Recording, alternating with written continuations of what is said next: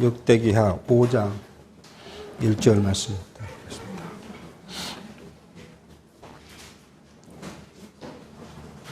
역대기하 5장 1절. 솔로몬이 여호와의 전을 위하여 만든 모든 것을 마친지라. 이에 그 부친 다윗이 드린 은과 금과 모든 기구를 가져다가 하나님의 전 곳간에 두었더라.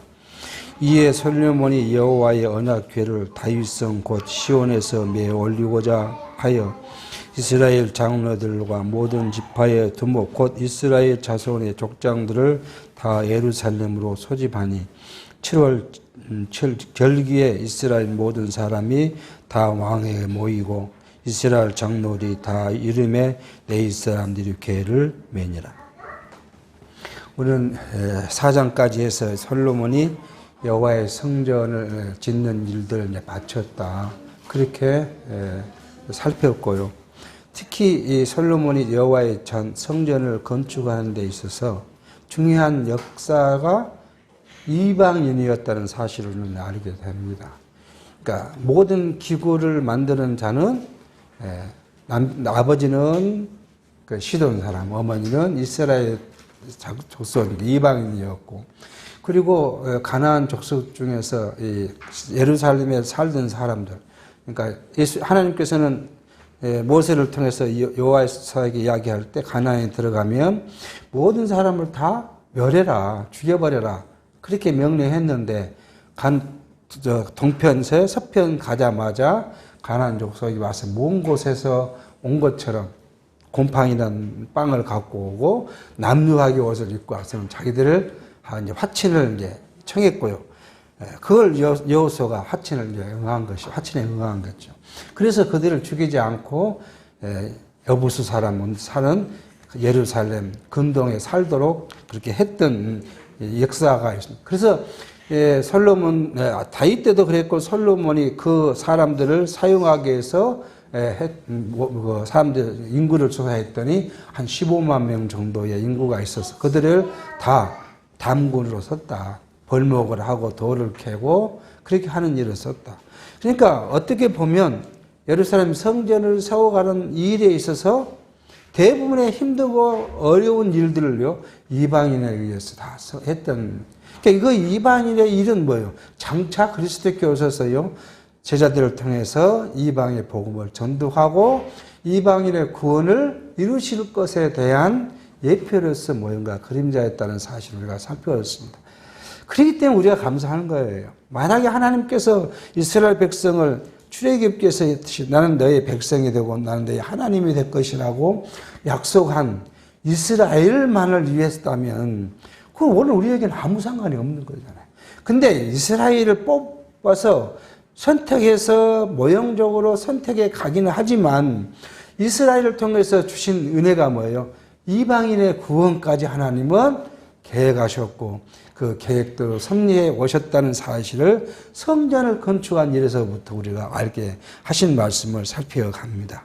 그렇게 해서 이제 솔로몬의 성전을 다 건축해 놓고 하나님께 찬송과 기도를 드리는 것이 이제 5장과 6장에서 우리가 살펴갈 것입니다.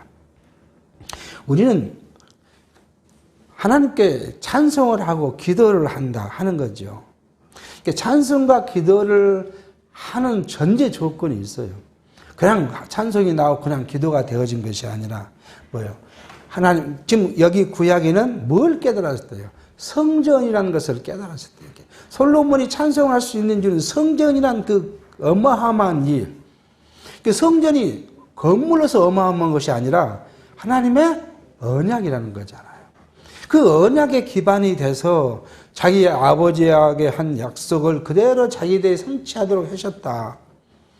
그러니까 이것은 하나님의 약속이 성취되어지는 사건이기 때문에 솔로몬이요, 그것에 감사하고 은혜를 찬송을 하게 된 거예요. 그러니까 오늘 우리도 마찬가지예요. 하나님께서는 이 솔로몬의 성전을 통해서 우리에게 주신 것이 뭐냐면 영원하신 성전, 그 성전이 되실 그리스도를 예표하셨고 그리스도를 통해서 우리를 뭐요? 성전으로 세워주시겠다고 약속한 대로 오늘 저와 여러분을 여기에 모이게 하고 하나님 나라의 백성으로, 그리스도의 몸된 성전의 지체로서 우리를 살게 해주심으로써 우리는 이 은혜가 우리에게는 감사하고 찬송하는 일이라는 이야기예요. 그래서 이것을 알지 못하면 찬송할 수가 없어요. 기존 신학의 기존 교회가 하나님의 은혜, 복은 뭐예요? 세상의 것, 물질적인 것이 복이라고 한다면 아마 저와 여러분은 별로 하나님을 찬양할 만한, 참 감사할 만한 일이 별로 없어요. 제가 이건희보다 뭐 돈을 많이 번 사람도 아니고요. 그렇잖아요? 권력이 좀 우리 나라에 누구처럼 권력을 갖고 있는 것도 아니고요. 우리 자녀들이 또 누구처럼 말이요. 하버드 나온 것도 아니고요. 그러니까 우리가 육체적으로 보면 하나님을 찬양하고 감사할 일이 별로 없어요. 그런데 우리 신령한 성령 되신 그리스도, 우리가 영적인 우리가 그것에 접붙임 받은 성도로서의 우리가 삶을 보면 우리가 하나님의 은혜에 감사할 수 있는 것이 거기에 있다는 사실을 우리가 이제 보게 합니다. 자, 그렇게 해서 이 성도는 뭐냐면 신령한 교회로 세워지는 것이 깨달아지고 이것이 내 마음에 간절해지면 그때 계속 우리는 찬송이 나오고 감사가 할 수 있는 거예요. 이것이 이제 사실 감사 찬송의 전제 조건이라는 사실을 우리가 생각해 보면서 이제 솔로몬이 모든 걸 바치고 자기가 드린 것, 자기 아버지가 드린 것들을 여호와의 성전의 곳간에 다 넣었더라. 그리고 이제 해야 될 일이 뭐가 있겠어요? 두 번째로 해야 될 일이 뭐가 있겠어요? 성전에 들어와야 될 일이죠. 언약궤가 아니라 성전에 들어와야 되잖아요. 그래서 이제 언약궤를 이제 메어 올리려고 하면서 그냥 네 지파와 제사장들을 얻은 것이 아니라 뭐예요? 모든 그 12지파의 족장들, 두목들을 다 불러서 여호와의 궤를 지금 어디 있어요? 자기 아버지가 기럇 여아림 땅 있는 거기서 가지고 지금 다윗성에 갖다 놨잖아요. 거기서 이제 메어 올리려고 했다. 근데 그 시기가 뭔지요? 7월 절기라는 거잖아요. 7월 절기라는 것이 뭐냐 그러면 우리가 이스라엘 역으로 보면은 7월 1일을 이야기해요. 7월 1일은 나팔절이라 그래서 이날 나팔을 크게 불게 해서 뭐예요? 그 일곱째 첫날 안식일을 이야기하는 거예요. 그것에서 안식에 대한 것을 우리가 선포하도록 한 것이 7월 첫날, 7월 1일 날 나팔, 그래서 나팔절이라고 이야기를 합니다. 7월 1일 나팔절을 지나고 10일이 지나면 속죄일이 돼요. 그때 대제사장이 이제 자기뿐만 아니라 제사장들뿐만 아니라 온 백성의 죄를 속죄하기 위해서 제물을 가지고 이제 잡고 피를 가지고 어디요? 지성소에 들어가서 하나님께 제사하는 거예요. 지성소에 들어가는 것은 대제사장이 1년에 딱 한 차례예요. 지성소는 누가요? 그리스도께서 피 흘려 죽으실 것에 대한 예표로서 모형적 사건이에요. 그렇게 들어갔는데 만약 그때 제사장이 불결해서 죽임을 당하면 또 사람이 들어가면 어떻게 해요? 죽으니까 들어갈 때는 뭐예요? 끈을 들고 방울을 달고 들어갔다 해요. 그래서 왔다 갔다 할 때 방울 소리가 나면 살아있는 거고요. 방울 소리가 멈추면 죽었다고 생각해서 밖에서 끈을 잡아당겨서 시체를 밖으로 끄집어냈다고 해요. 그러니까 얼마나 그 대제사장이 들어갈 때 어려움을 갖고 갔겠습니까? 두려운 마음을 갖게 했겠죠. 그래서 들어가기 전에 어떤 마음을 가지겠어요? 자기의 몸을 성결할 뿐만 아니라 자기 백성들의 죄를 사해달라고 먼저 밖에서 재물을 잡고 피를 흘리고 각을 떠서 불을 태울 때 얼마나 간절했겠어요. 물론 대제사장도 사람이니까 범죄하겠죠. 오늘 우리가 범죄하듯이 다 원래 우리는 율법으로 말하면 뭐예요? 율법으로 보면 모든 것이 죄가 되니까 죄 안 지은 사람이 누가 있겠어요. 그런데 그 들어가기 전에 하나님께 얼마나 간절한 기도를 했겠어요. 자기 생명이 달려 있는데. 이것이 뭐예요? 그리스도께서 우리를 위해 하실 일에 대한 거예요. 그리스도께서 우리가 이제 마태복음, 마가, 누가, 요한복음을 살펴보면 그 이잖아. 하나님께 잡히시기 전날 저녁에 이제 제자들을 데리고 6월째 어린 양을 잡고 떡을 하신 뒤에 뭐예요? 감난산에 올라가서 기도하시는데 얼마나 간절한 기도였으면 땀방울이 핏방울이 되도록 기도하셨다고 이야기를 하겠습니다. 얼마나 고통스럽겠습니까? 육신을 입은 예수는 자기가 그 당할 고통을 아는데, 과정을 다 알고 계시는데, 자기 머리에 뭐가요? 가시면류관을 양 손과 양 발에는 십자가에 못을 박혀야 되고, 옆구리 창을 당하셔야 될 그 고통이 자기한테 있다는 거 아는데 얼마나 힘들겠어요. 그러니까 그것을 이기기 위해서, 육체로의 예수는 신령한 의미에서는 그걸 이기기 위해서 얼마나 간절한 마음을 갖고 기도했겠냐. 그러니까 그건 보기에 뭐예요? 땀방울이 피팡이 되도록 라는 표현할 정도로 그렇게 간절한 그 기도. 이게 바로 대제사장이 1년에 한 번 백성들을 위해서 드러난 모습과 차이 없은 그런 것을 우리가 느끼게 합니다. 이게 우리는 결국 그거예요. 우리도 마찬가지예요. 우리가 세상에 살다 보면 이런 저런 모양으로 하나님이 뭘 떠나고 우리가 죄를 졌다 하니까 이 세상의 법률적 죄가 아니라 우리가 하나님을 떠나고 하나님을 잊어버리고 하나님을 기억하지 않고 멋대로요. 내 마음과 내 뜻대로 살아가는 것이 그게 그 신령한 의미의 범죄라고 생각하면 이걸 안 지은 사람이 한 명도 없다는 거예요. 아무리 경건하게 살고 아무리 소박하게 살고 유명하신 어떤 서울의 목사님은 자기 평생에 뭐 하나 남기지 않고 그렇게 소박하게 살았다 해도 하루에 3끼는 먹어야 되잖아요. 인간이 배고픈데 안 먹을 사람이 어디 있겠어요? 먹어야 돼요. 이게 모든 육체가 죄이기 때문에 범죄 안 했다는 사람이 한 번도 없을 거 아니에요. 그러니까 우리의 그런 것을 생각하면 정도의 차이일 뿐이지 모두가 죄 아래 있는 우리가 하나님께 그리스도께 나와서 드리는 기도, 이게 꼭 교회만이 아니라 자기 집에서 어느 장소에서 어느 곳에든지 하나님을 기억하고 드리는 그 기도가 어때요? 심정이 그런 심정이라는 거죠. 얼마나 후회스러워. 하나님, 내가 어제도 내가 기도하면서 내가 하나님을 잊지 않고 살도록 해달라고 기도했는데 24시간 오늘 지나고 오늘 보니까 또 다 잊어버리고 내 마음대로 살다가 시간 돼서 보니까 내가 또 24시간 하나님 잊어버리고 살았구나. 얼마나 내가 무능하고 얼마나 내가 어리석은지 생각해 보면 간절한 기도가 나올 수밖에 없는 것이고, 하나님, 나는 도저히 할 수 없으니 나를 좀 붙잡으시고 인도를 할 수밖에 없는 거죠. 그건 이 지구상에 있는 인류는 또 택한 백성 누구든 다 이건 또 동일하다는 거 아니겠어요? 어떤 사람은 자기는 거룩하게 산다고 자랑을 하고, 나는 말씀에 순종을 잘한다고 하고, 나는 말씀을 막 잘 깨달았다고 그 자랑을 하고 그러는데 그게 무슨 소용이 있어요? 내 육체 자체가 뭐예요? 죄악 투성인데. 그렇게 해서 10일날 속죄 제의를 지령을 하면은 그 다음에 15일부터 20일까지 장막절을. 이 장막절은 뭐예요?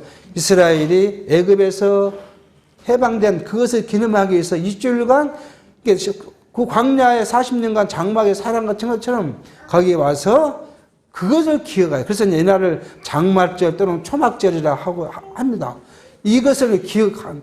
이때는 누가 다 나와야 돼요? 백성들이 다 예루살렘에 나와 성전에 나와서 하나님께 예배해야 돼요. 이것이 이스라엘 백성들의 삶이거든요. 이때 했다는 거예요. 이게 아마도 제가 생각해 본 날짜는 이야기하지 않지만 7월 절기라 그러면 언제 했겠어요? 장막제를 그때 했지 않았겠는가? 그래야 이게 좋고 다 지키려고 왔으니까 그렇게 지금 이해해 볼 수가 있습니다. 그때 모든 사람들을 왕이 다 모았고 이스라엘 장로들이 다 왔으니까 제사장과 네 사람들이 이제 궤를 맸다. 이 궤를 맸다는 것도 그거 아니에요. 우리는 이 말이 그냥 한 자리의 말이지만 우리가 깊이 생각해 보면요, 하나님의 말씀에 순종한 것이다. 자기 아버지 솔로몬은 아버지 다윗은 뭐였어? 하나님의 말씀을 기억하지 못하고 자기 힘으로 한번 해보려고 기람 여아람인 그 야람 출신의 집에 있는 그 언약궤를 그냥 갖고 오다가 죽는 사건이 벌어졌잖아요. 그래서 그 후에 놀래가지고 그냥 놔뒀다가 그 집이 복을 받고 형통하는 말을 듣고 다시 용기를 얻어서 이제 검토해 보니까 뭐였어요?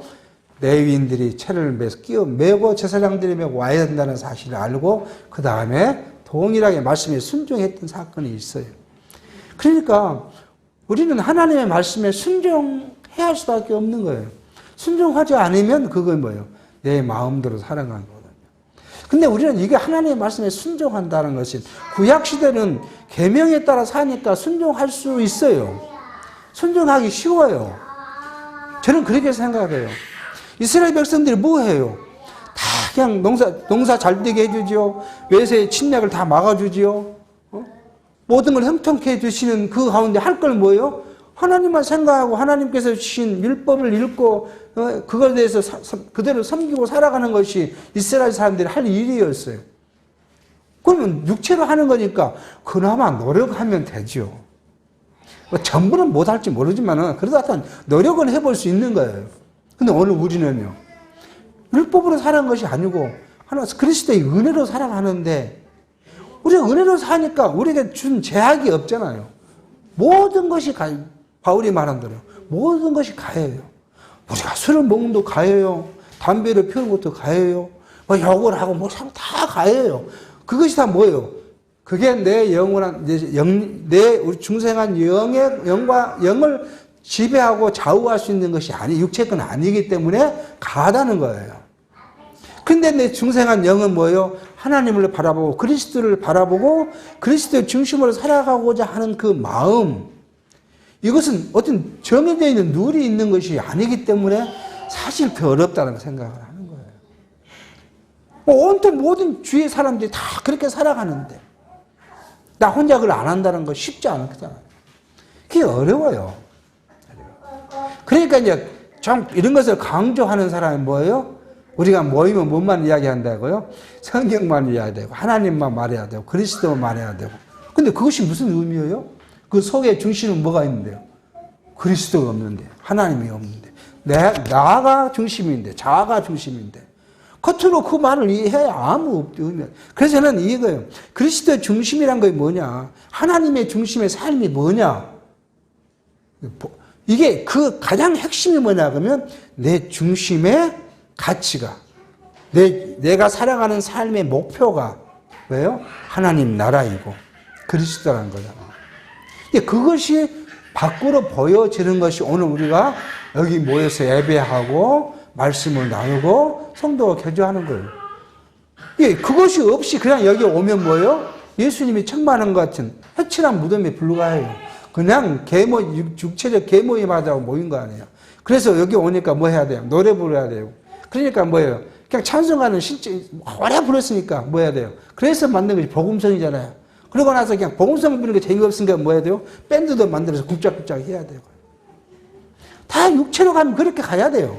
근데 우리는 뭐예요? 우리 중심에 거듭나고 중생한 영에 의해서 나오는 찬송, 감사, 이것은 곡조나 이런 거 아무 관계없이 하나님을 향하는 것이, 이게 이제 우리의 그리스도를 중심으로 한 삶, 이것이 아니겠는가 하는 생각을 해보게 합니다. 이것이 이제 이스라엘 사람들의 성전 중심인 것처럼 오늘 우리의 중심이 바로 그리스도가 중심인 삶. 자, 그래서 우리 인생의 문제가 어디에 있냐 그러면은 참 어려운 말이고 어려운 해석입니다만은 그리스도가 우리 중심에 있냐 없냐가 우리의 문제의 시발점이라는 거잖아요. 우리가 좀 부족해. 돈이 부족해. 어려움이 있어요. 그래도 뭐요? 하나님께 내게 준 삶이 이거였어요. 그렇게 이해하고 믿어지면 누구를 괴롭힐 이유가 없잖아요. 아니, 우리 아내들이 돈이 좀 부족해요. 사실이에요. 그렇다고 남편은 돈 못 벌었다고 옆집에 누구는 돈도 잘 벌었는데 괴롭힐 필요가 없잖아요. 이게 누가 준 삶이니까요. 하나님께서 주신 삶이니까. 제 친구, 친구들은 이제 잘 모이는데 남자들은 잘 안 모여요. 여자분들이 이제 친구 부인들이 잘 모여요. 그중에 친구 부인이 욕심이 많기는 너무 많아요. 다 욕심이 많다고 그래요. 막 개요, 개. 남편을 개. 그러니까 이게 무슨 덕이 세워지냐고요. 덕이 세워지지 않아요. 그러니까 우리가 앞에서도 말씀드렸지만 모든 것이 가하지만은 바울은 그걸 뭘로 승화시키냐면 나는 덕을 위해서 안 한다는 거야. 절제한다는 거 아니겠어. 그러니까 우리가 그리스도 있지만 가정에서 덕을 세우기 위해서 믿음의 아내가 믿음의 남편이 덕을 세우기 위해서 그냥 불평하고 불만할 수 있는 것도 뭐예요? 참고 견디는 것. 그게 바로요. 그 중심에 그리스도가 있습니다. 그래서 그리스도가 있냐 없냐가 문제의 시작이라는 거예요. 그래서 그리스도가 있으면 모든 문제의 해결점이 또 거기에 시작되는 거예요. 그러나 그리스도가 없으면요, 해결점이 아니라 문제점의 시작이 거기서 시작해서 점점 더 커져가는 거예요. 그러니까 우리의 삶 속에서 이 그리스도라가 중심이 된 것이 얼마나 우리로부터 중요한 것을 가지고 있는가 하는 이야기를 합니다. 자, 근데 성경은 우리에게 그것을 여러 가지 측면에서 이 모습을 설명하고 있는데 성경이 주는 말씀은 피상적인 것이 아니고 세속적인 것을 전달해 주라는 것이 아니에요. 성경이요. 뭘 전달하는 거예요? 하나님의 섭리, 하나님의 계획, 하나님의 연약, 그에 대한 성취. 그러므로 너희는 뭐라고요? 비록 세상에 살면서 내 뜻대로 안 되기도 하고 내 마음대로 안 되고 다 안 돼요. 뭐 세상이 마음대로 되는 사람이 별로 없어요. 그러더라도 뭐예요? 결국 너의 목적은 어디입니까요? 영원한 나라니까 그것은 내가 분명히 이루어 주신 사실이니까 그것이 믿어지니까 지금이 안 되는 것 불망하고 불평하고 그래서 사는 것이 아니라 하나님께 그것도 나를 위한 것이고 내 삶을 위한 것이고 나를 그리스도 믿음의 분량까지 나를 성장시키기 위한 하나님의 섭리라고 내가 고백하고 믿고 살아갈 수 있도록 내가 하는 거 아니고요. 그럴 수 있도록 성령이 나를 붙잡아서 하는 거 아니겠어요? 나는 안 돼요. 인간의 육체로는 안 돼요. 아무리 가서 수양을 하고요. 산에 가서 기도를 하고 금식을 해도 안 돼요. 금식은 배고픈데요. 배고픈데. 배고프면 먹고 싶은데요. 욕망이 생긴대요. 어디서 그랬습니까? 예수님이 세례를 받으시고 광야에 나가서 40일 금식을 한 거 아니에요. 뭐 하기 위해서요? 성령이 예수를 사단의 시험을 받게 하려고 데리고 나가서 금식을 시켰더니 배가 고파 죽겠어요. 그러니까 제일 먼저 온 건 뭐예요? 야, 또 돌돌 떡을 내가 먹어봐라. 인간이 배고픔을 참을 수 있는 사람이 어디 있겠습니까? 이럴 수 없어요. 3일을 굶으면 어쩌고, 일주일을 굶으면 도덕이 된다고 안 할 수가 없는 거예요, 그게. 그런데 이게 우리 육체를 이길 수는 없지만, 뭘로요? 성령께서 우리를 인도해 가시면, 배고픔을 이긴다는 거 아니에요. 그 배고파서 무언가를 하고자 하는 세속적 욕망을 하나님께서는 조금씩 벗겨가 주신다는 거예요. 이걸 지금 성경 66권이 이걸 우리에게 지금 알려주고 계신다는 사실을 보게 합니다. 그래서 이제 그러고 나니까 이스라엘 모든 사람이 다 왕에게 모였다. 그렇게 지금 이야기합니다. 이건 뭐예요? 이 말씀은 우리가 누구에게요? 왕 대신 그리스도에게 모이는 이야기를 예표적으로 뭐야? 그러니까 우리는 어디에 가는 거 아니에요.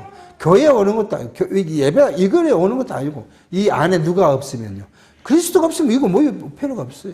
이 그리스도가 보이는 건 아니지만 그리스도가 중심인 성도들이 그리스도 이름으로 여기에 모여서 찬송하고 감사하고 기도하고 예배하는 거예요. 그리스도 이름이 아니면 의미가 없는 거예요.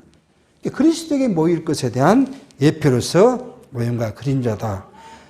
5절입니다. 개와 해막과 장막 안에 모든 거룩한 기구를 메고 올라가되 제사장과 네이 사람들이 그것을 메고 올라가매 솔로몬 왕과 그 앞에 모인 이스라엘 회중이 그의 앞에 있고 양과 소를 제사를 드렸으니 그 수가 많아 기록할 수도 없고 셀 수도 없더라.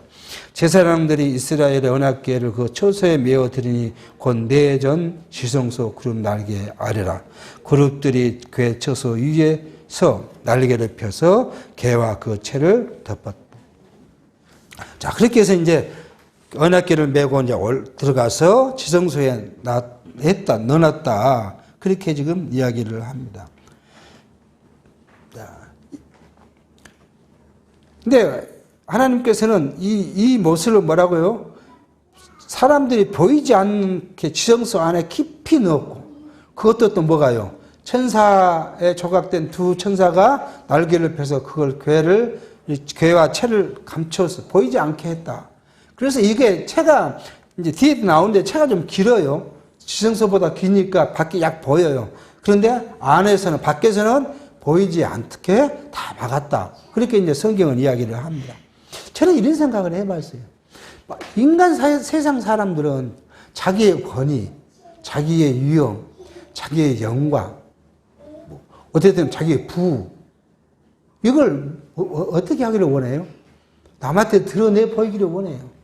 그래서 틈만 나면 남 앞에 자랑하고자 하고 뭔가를 하고자 하고 보여주기를 해요. 이게 인간의 육체적 욕망의 산물이잖아요, 그게.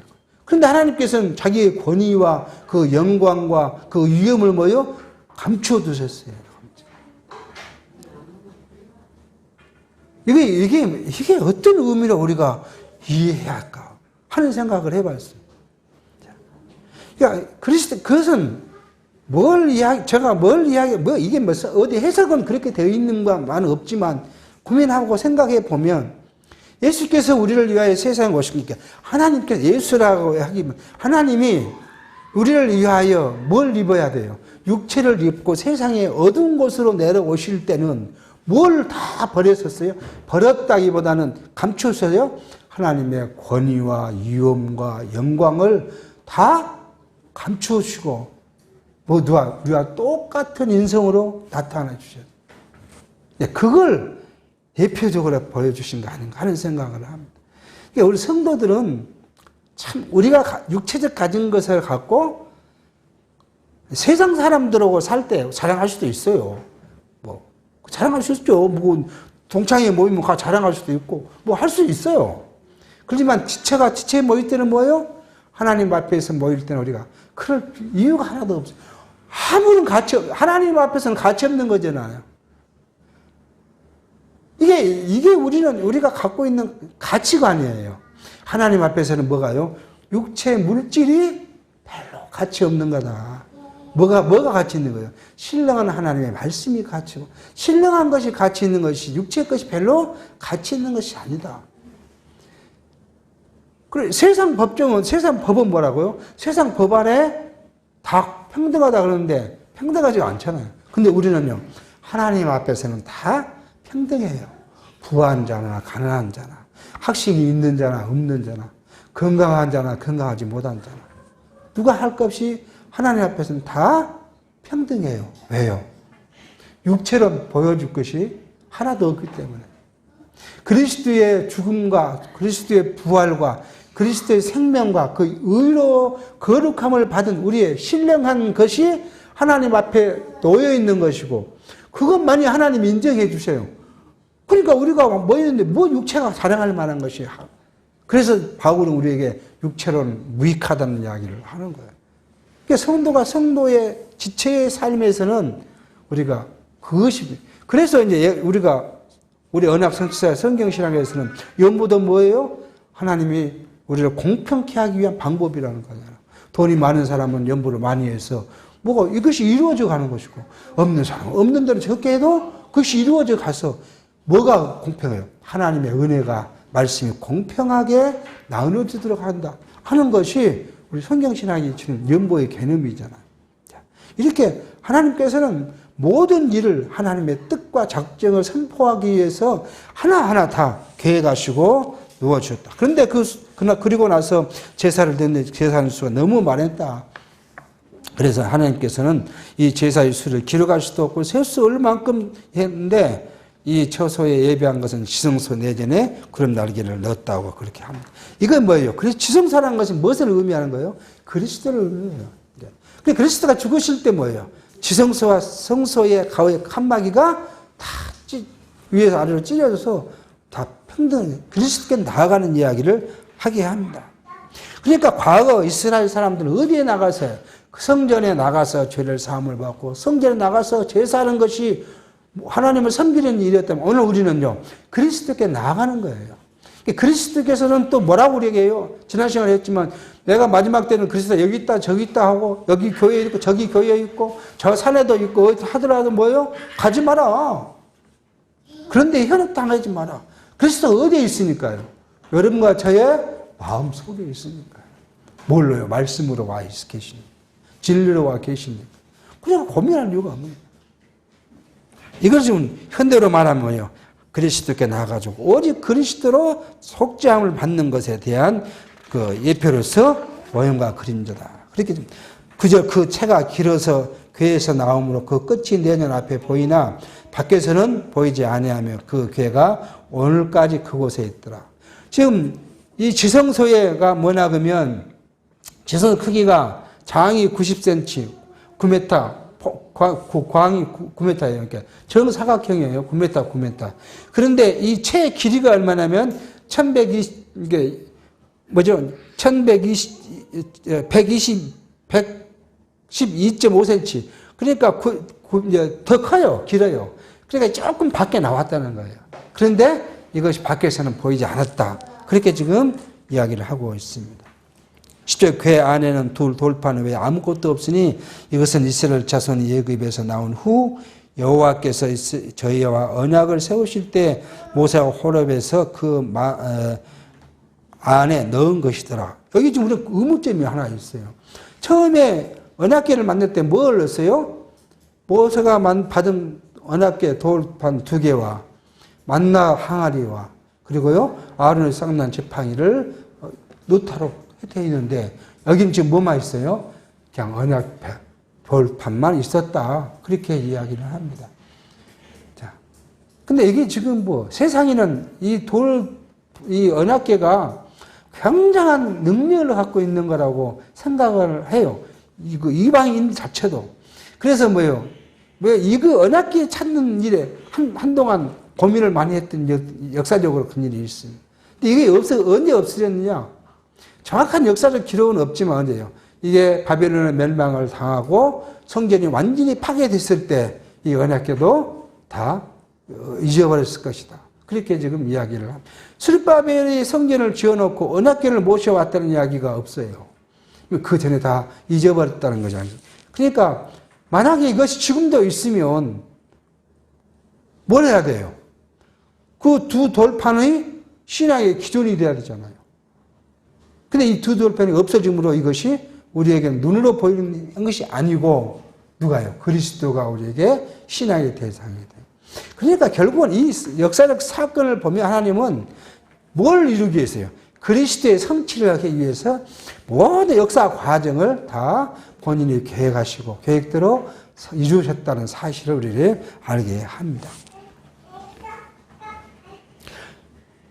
11절입니다. 이때에 제사장들이 그 반차대로 하지 아니하고 스스로 정결케 하고 성소에 있다가 나오매 노래하는 네 사람 아삽과 헤만과 여두둔과 그 아들과 형제들이 다 세마포를 입고 단 동편에 서서 재금과 비파 수금을 잡고 또 나팔 부는 제사장 120인이 함께 서 있다가 나팔 부는 자와 노래하는 자가 일제히 소리를 발하여 여호와를 찬송하며 감사하는데 나팔 불고 재금치고 모든 악기를 울리며 소리를 높여 여호와를 찬송하여 가로되 선하시도다 그 자비하심이 영원히 있도다 하며 그때 여호와의 전에 구름이 가득한지라 제사장이 구름으로 인하여 능히 서서 섬기지 못하였으니 이는 여호와의 영광이 하나님의 전에 가득함이었더라.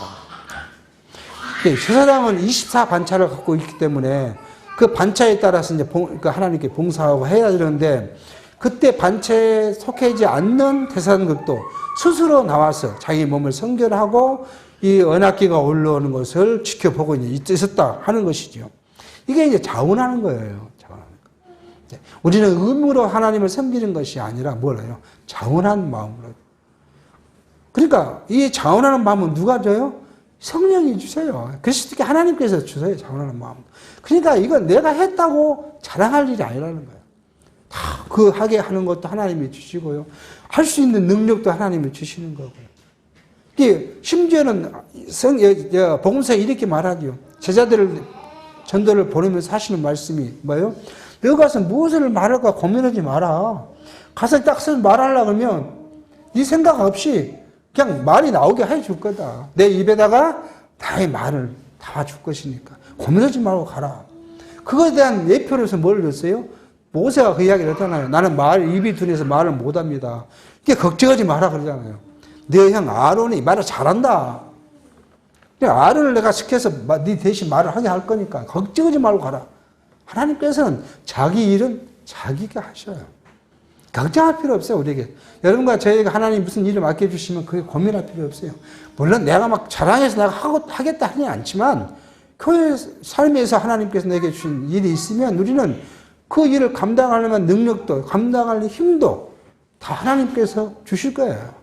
그러니까 주실 때 우리는 그에 대해서 감사함으로 순종할 뿐이지 더 이상 우리가 욕심부리거나 또는 내가 사양하거나 그럴 이유가 없다는 사실을 알게 합니다. 그렇게 해서 이제 올라오니까 머리하는 자들이 아삽과 헤만과 여둔과 그 아들들이 이제 막 재금과 비파 수금을 타고 나팔 불면서 찬송을 했다. 그러니까 어떤 사람이 그런 이야기 하더라고요. 교회가 띵따라를 놓고 막 하는 게 당연히 그거 뭐냐 그렇게 이야기하니까 아니 구약 시대도 이렇게 악기들을 치고 막 노래를 불렀는데 왜 지금 교회라고 못하느냐 그렇게 이야기를 하는 분이 있더라고요. 그럼 맞습니다.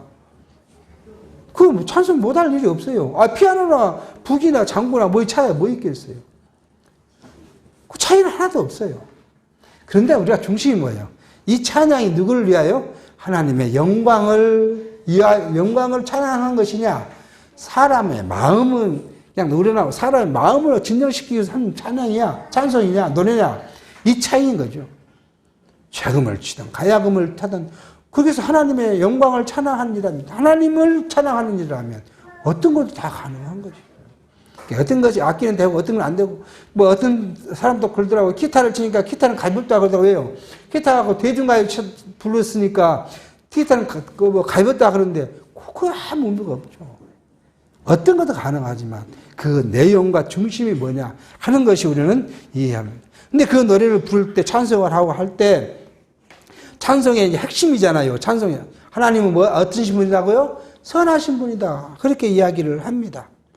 그리고 하나님은 자비하신 분이고 하나님은 영원하신 분이고 하나님의 선함과 자비가 영원토록 있어요. 그러니까 여러분과 제가 기대하는 것이 여기 있어요. 우리 삶 속에서 내가 기대해 보는 것이 뭐예요? 하나님은 하나님의 사랑과 우리를 선하게 인도하시는 것과 그러한 약속이 뭐예요? 과거 이스라엘에게도 그렇게 약속하셨고 오늘 성경을 통해서 우리에게도 약속하신 것이 언제까지 우리가요? 하나님의 나라에 갈 때까지 있을 것이므로 그러면 우리가 그 기대를 하고 우리가 살아간다는 사실을 이야기합니다. 그럴 때에 뭐예요? 하나님의 영광이 나타났는데 그 보여준 모습이 뭐예요? 구름이 가득했더라. 이게 표정적인 것이죠. 하나님의 영광이 나타났다는 표정이 뭐예요? 그 성전에 구름을 가득한데 얼마나 구름이 가득했으면 뭐예요? 세상들이 섬길 수 없을 만큼 앞이 안 보일 만큼 가득했다. 그렇게 지금 이야기를 합니다. 어떻게 생각해 보면 하나님이 우리를 통해서 가장 좋아하시는 일이 뭘까? 여러분과 저한테 하나님이 가장 바라시는 건 뭘까? 그게 찬송이지 않겠습니까?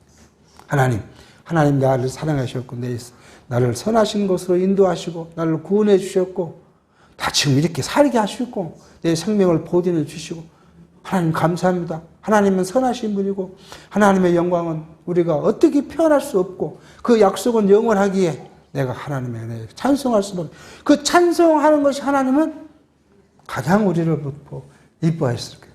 여러분 한번 생각해 보시면 여러분 자녀들이 아주 이제 깐나니까 아자마자 그러면서 그 할 때 그 기쁨이 뭐예요? 하나 없잖아요.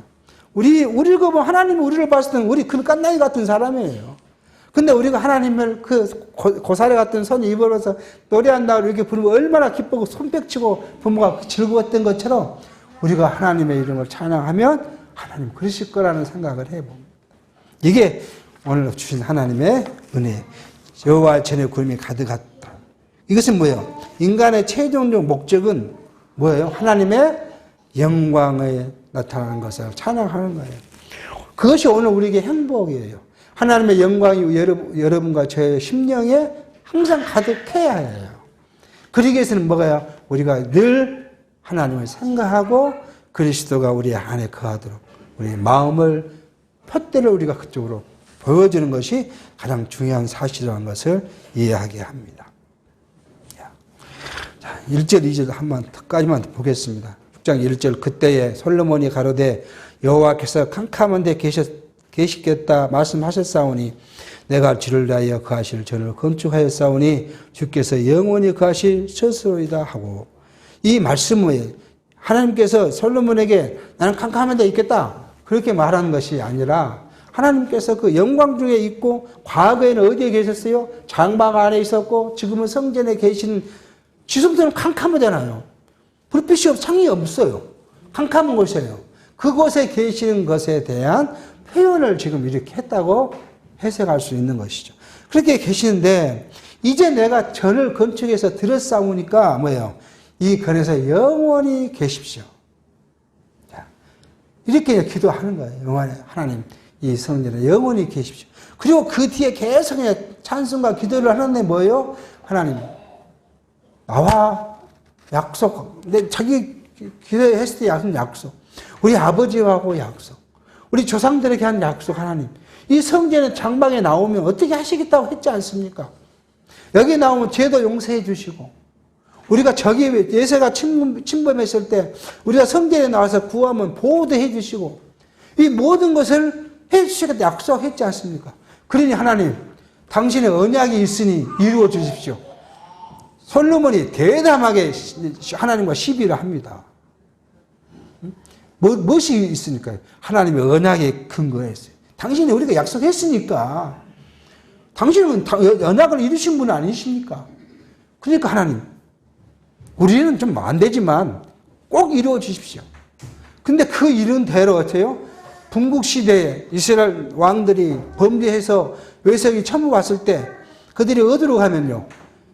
인간의 힘을 얻어서 이기려 하면 지고 어디로 오면 성전에 와서 하나님께 구하면 그들을 보호하시고 구원해 주셨던 사건들이 쭉 200년 동안 이루어졌던 사실을 우리가 알게 합니다.